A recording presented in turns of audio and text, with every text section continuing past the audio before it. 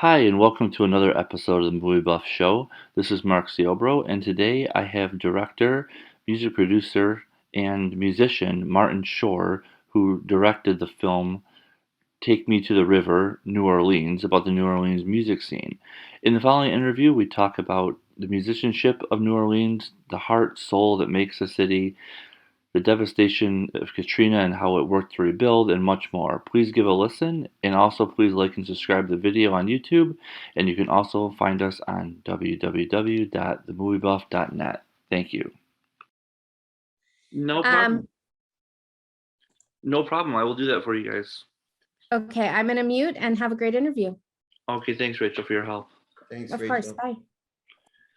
Well, again, thanks for agreeing to come on, Martin. I really obviously enjoyed the documentary, and it's good to talk to you about it. Well, thanks for having me, Mark, and thank you for all your nice words. Yeah, it was it was one of those things, like, I didn't know what to expect, and it was I'm trying to think how to say it. Like, there's so much.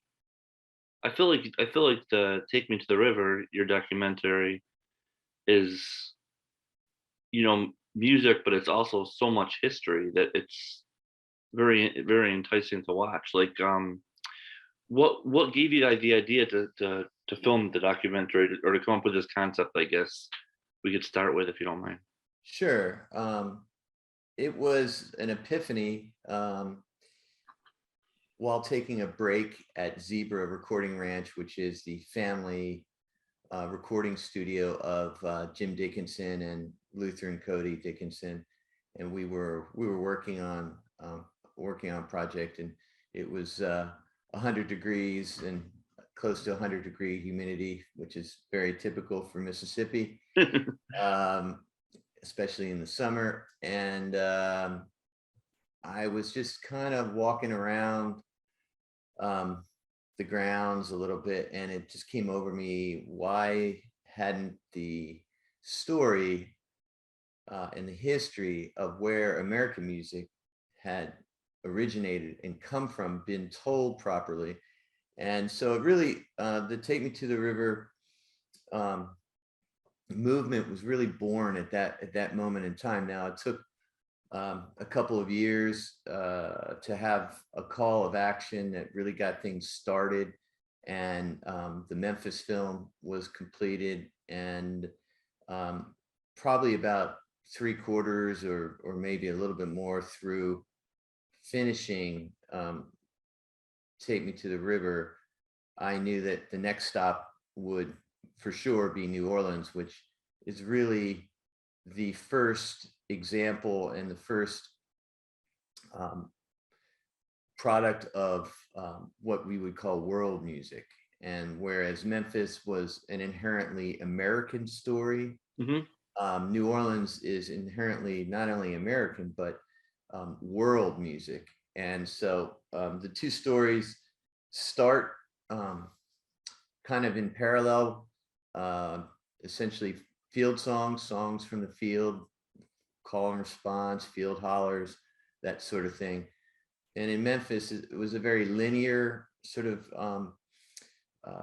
progression, meaning that it came from the fields, and it was allowed into the masters allowed, the slave masters allowed it to go into the churches, and it sort of had a linear path. It came out of the churches once somebody sold their soul at the crossroads, as they say, and they started talking about things outside of religion openly, and then country and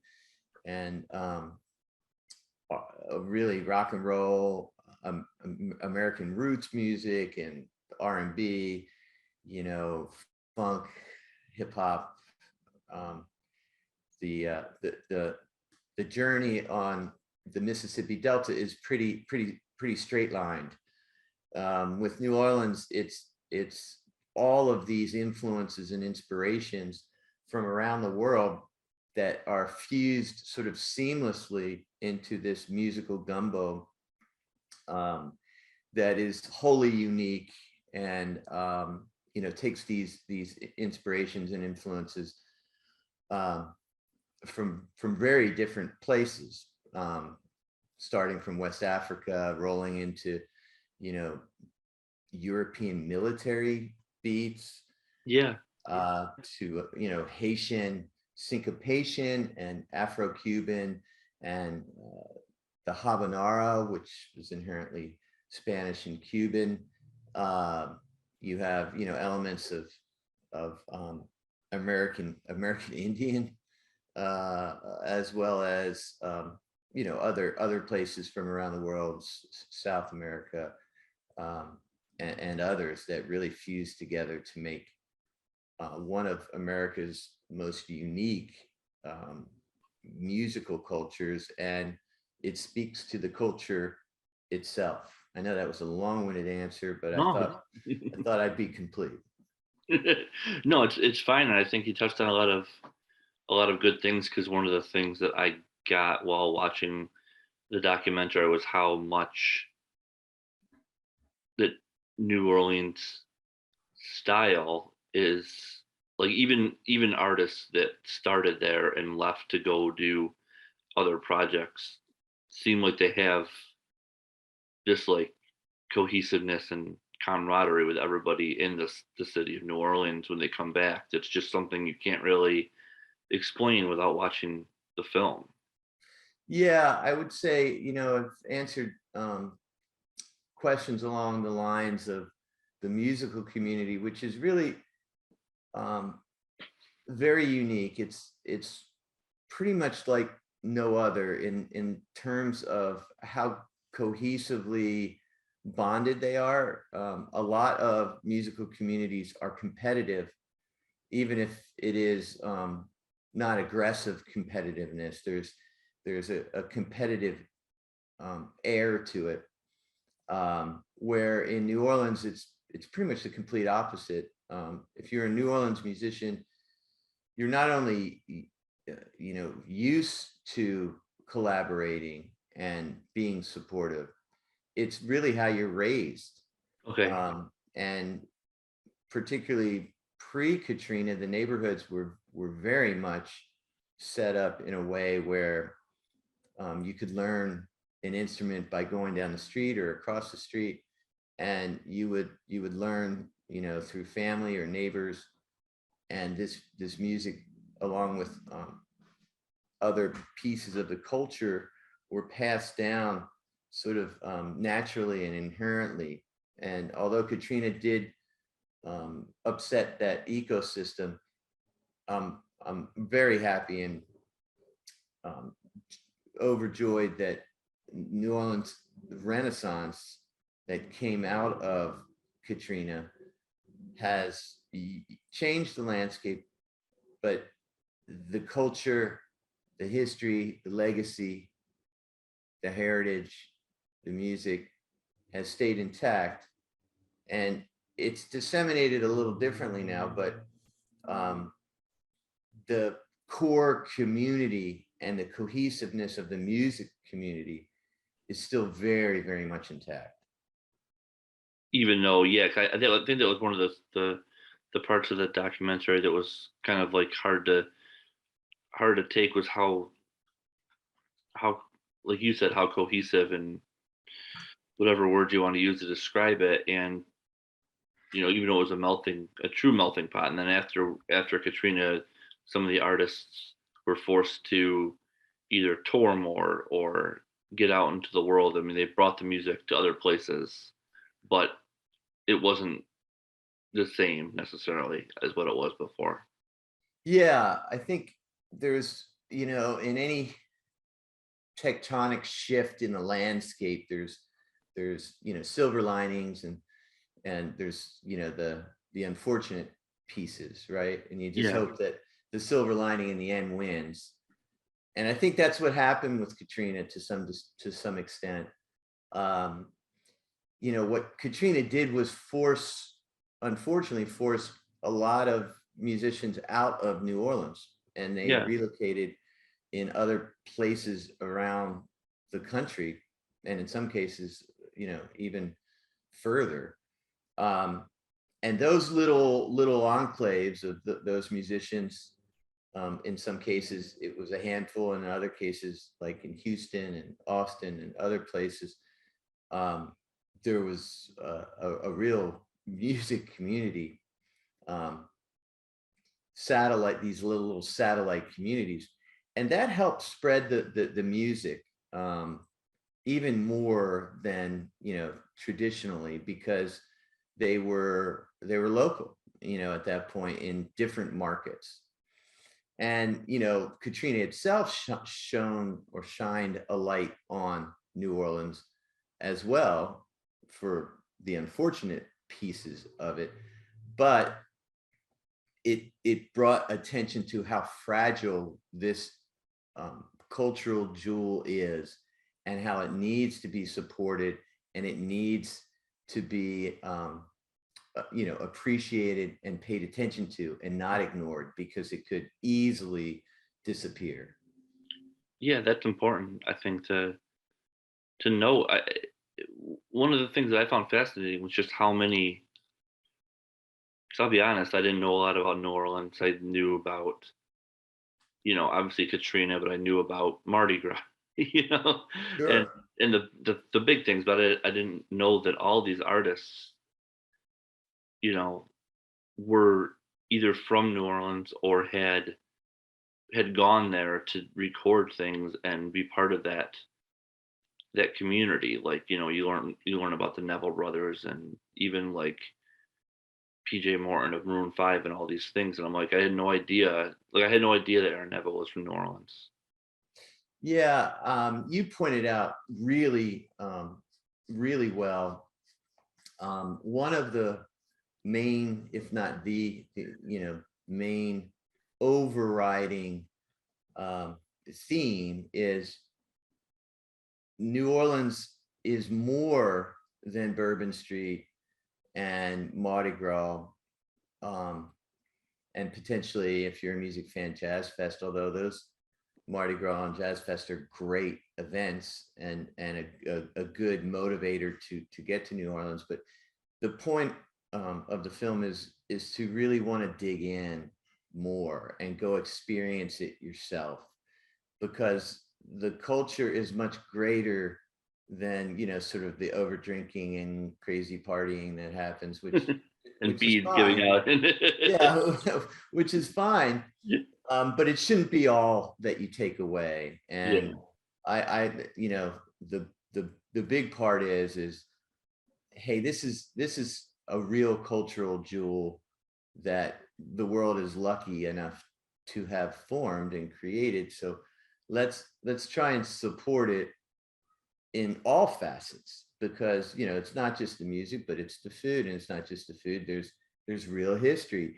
And it's not just the real history, but there's real heritage, and things to see, unique things to see. I mean, what most people forget or don't realize is that before Ellis Island, if you were coming into our country, you would enter through the mouth of the Mississippi, and you would come in through New Orleans. So I think there's a lot there, and hopefully, I've opened your eyes to a much greater, and bigger pursuit of this really, really treasured cultural jewel called New Orleans. Yeah, and I think the history aspect and how you seamlessly blended it with the music. Like, what I liked about the documentary is it's like, and you're the director, but you're a music producer by trade. Is that? Yeah, and musician, and yes. And are you from New Orleans or? No, no, I'm not. And New Orleans to me has always been a very special place, and that we're really fortunate to have it in our country. Of course, it took a big land purchase to get it into our country. Yeah, I know. Uh, and it really, it relates back to, and again, a lot of people don't know this, but when Napoleon got his ass whipped, in the Haitian slave revolt, and Yeah. France came over to try and, retake back Haiti. Um, they failed, and it didn't take but a year for Napoleon to go, okay, I'm done with that, let's sell it, and we won't have to worry about it anymore. So It's crazy. it's an interesting history, and that's why I always mention it's this fusion of heritage, history, legacy, music, culture that kind of create this melting pot of you know of a cultural jewel. Yeah, and I think that's what I got out of it, that it was a true, you know, a true melting pot, and then backed up with some of the historical things like the Mardi Gras Indians, and I'm sorry it escapes me what the place was called. Um, the documentary says was where the slaves were able to like create their drum rhythms. Yeah, it's Congo Square, Yeah, and yeah. Congo Square is historical, starting with those reasons, and most importantly with those reasons. Um, but Congo Square has even another piece of history, and that's where Jazz Fest started. Its first couple of years were at Congo Square. It was very small, um, and has always had kind of a special place in New Orleans, throughout history. No, I mean, definitely. And I also liked that you kind of just invite people into the film, and there's not a lot of like, I think to its benefit, not a lot of explaining of like what happens inside of a studio. It's kind of just all these personalities working it out, and honestly, they all seem like they're very, very encouraging to each other, and it was interesting to see the stories unfold and how some of these pieces of music came together, and the old and the new working together. Yeah, with everything that's been said thus far, the star of our show is the music, and is the process of making new music with legacy musicians and stars of today coming Mhm. together, mixing and breaking down the walls of generation and gender and ethnicity, um, to create new music. But we're able to really understand the process, the creative process of masters at their craft, and also younger musicians going through their process, and the two-way mentoring that goes on is also one of the overarching themes. um, and really the intent was to create a film that's an evergreen, meaning that it's something that is living for the younger generation and those generations that come after, where our music comes from and who are those people that created it and what was their process. So hopefully, as a viewer, you feel like I did when I was in the room, with all these different sessions. But the idea of creating something that is a living documentary, and by that I mean it's something that does not rely on archival or um, Mhm. a lot of talking heads. We do have a little bit of archival, and we do have interviews, but the main source of information comes, as you had said earlier, to your earlier point, through this natural um, commitment to communicate and to cooperate with each other, so you can collaborate and create these really successful and meaningful, um, everlasting sort of culture. And this process is something that you can see once and then go back in 3 4 months or even weeks, and you see different things you haven't seen before, or maybe you're able to recognize and become closer with the characters themselves rather than getting swept Right. up in the music. Yeah, and I think that to your point, a lot of the people in the documentary, especially some of the old more people that are with the old school working with the new young talent. We're kind of making comments so much like you got a good voice. You could grab the torch and carry this for us, you know, like you said, not being so stuck in one area. And I love the way that the documentary also like brought in so many types of music. It wasn't just blues and jazz. You got the effect of hip hop and even even some rap and how that all had a New Orleans style to it versus Yes. versus kind of stuff that you've heard everywhere else. Well, again, I think people, there's a lot of sort of disassociated facts that once you get them all together, it becomes like this really gigantic, incredible whole, right? And one of those pieces, to your point, is two of the biggest rap and hip hop labels in the world were in New Orleans. No Limits with Master P and Cash Money with Birdman. Yeah.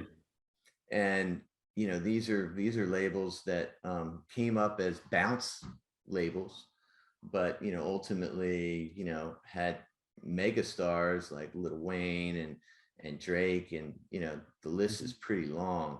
Yeah. So it's New Orleans is one of these places that it's formidable every which way you look. Yeah, absolutely. I guess it's kind of a broad question, but like what was I mean this thing has at this point it's just come out. You guys had the premiere, um and are you still showing anywhere now? Yes, we're opening new markets all the time. This Wednesday we open, I think, um, 15 different markets this coming Wednesday, and then more on Friday. We'll be rolling out markets through the early part of June in terms Oh of wow. speed. That's great. So we elected to do more of a kind of a hybrid approach where it wasn't sort of this national dump where, okay, every market gets it on the same time, like a lot of major releases. Yeah. uh, it's kind of impossible to really, on a independent smaller um, you know level, to service that type of effort. Hmm. And it's not quite a platform release, which is really super strategic. It was kind of like a platform release meets a concert tour. And I like um, that. yeah, and so we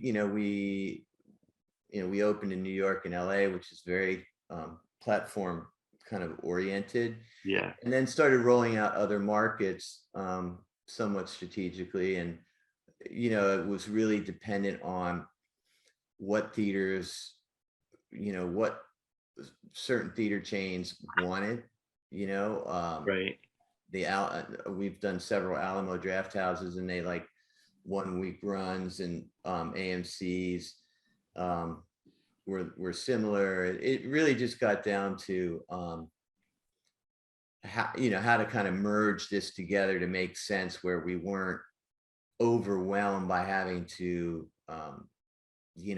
service so many markets so quickly. Yeah, that makes sense. Let it roll out and hope people enjoy or not enjoy, but be able to come to something like that. Um, it's kind of like a big question, but could I ask what's your hope for the movie and your big picture? Like, what do you hope people get out of this or take uh away from it? well, um to some of our earlier discussion, what I hope is, at the end, that the viewer really wants to experience New Orleans themselves, and to really dig in to this cultural jewel that Americans gave to the world. Um, and there's kind of sub themes like the power of mentorship the power of passing things down Mm-hmm. kind of appropriately and properly, um, in some sort of uh, formative way, and to chronicle our culture. We're a young country, and to be part of um, supporting chronicling our culture. I used to tell the story when it was Take Me to the River Memphis, that ancient Memphians documented their culture through pyramids and tombs and hieroglyphics, and we're doing the same thing in music. And I just want, I want Americans to understand how proud they should be that we really have given the world popular music, what influenced and inspired popular music. So there's a lot of themes. I guess I would end on this note in Yeah. terms of your question, is really breaking down walls, that transparency wins, collective teamwork wins at the end of the day. And I wanted to make sure that those examples are front and center, because the best music is really the most inclusive. And inclusivity, breaking down walls and barriers, showing a transparent process is really important in all walks of life. So there's a lot there to kind of take away. And that's why um, when um, folks come up to me and they've seen it 3 or 4 times, they're like, Yeah. yeah, I get something different out of this every time I watch it. And it's because there's a lot to sort of unpack or peel in the Yeah. onion scenario. No, definitely. I think, to your point, it offers, um, sorry, I had to click a thing. It offers a way, I'm sure it offers love for people that are musicians to watch it and see this kind of collectivity and inclusivity celebrated. But even for someone who's kind of like not as well versed in the music industry or New Orleans, I think it really does invite you in and make you feel like you're part of it. Yes, and at the end of the day, um, the music is the star of our show, and Yeah, the musicians, and the music community in New Orleans needs to be supported, by coming to New Orleans. And when these acts come to your city, to support what they represent, and they represent this incredible culture. And trust me, if you go to New Orleans and you dig in a little bit, you're going to come away with a very, very, not only satisfying, but I think overjoyed experience. Something where you don't really realize how strong of a cultural, iconic place this is. no, I agree. And I think everybody in the documentary had a respect for that. I really liked the point that even at the end where it showed Snoop Dogg working with I forgot the white hip hop artist. Easy. Yeah, and he and Snoop is just saying like giving this music a place is really saving a life, and I thought that was a powerful statement as to how special it is what New Orleans really has to offer. Yeah, absolutely. And Take Me to the River is a nonprofit, and our mission is music education, um, and bringing music back into public schools, and making sure that students get instruments and can understand where their music Of came course, yeah, from, to understand its place in history, and how it is really the soundtrack of our lives. It's representative of what's going on socially, economically, politically, and whatever else. Um, and to really understand, um, how important it is to, pay attention to what we have as Americans to offer. I think that's that great point that you guys definitely accomplished. Yeah, um, absolutely. We don't have Doric and Corinthian pillars or impressionistic yeah, painters. What we got is music. yeah, I know it. Yeah, I mean, I think that's just the mere fact, and that Americans created jazz, is huge, and all the stuff that New Orleans brought to the fore. Just like I said, I think it's definitely something you should watch more than once, and it's a great picture, and I'm glad you guys gave me the opportunity. Yeah, absolutely. Absolutely. Do you have anything you want to add, Martin, about ultimately, is there going to be a streaming option for this for people that want to watch it?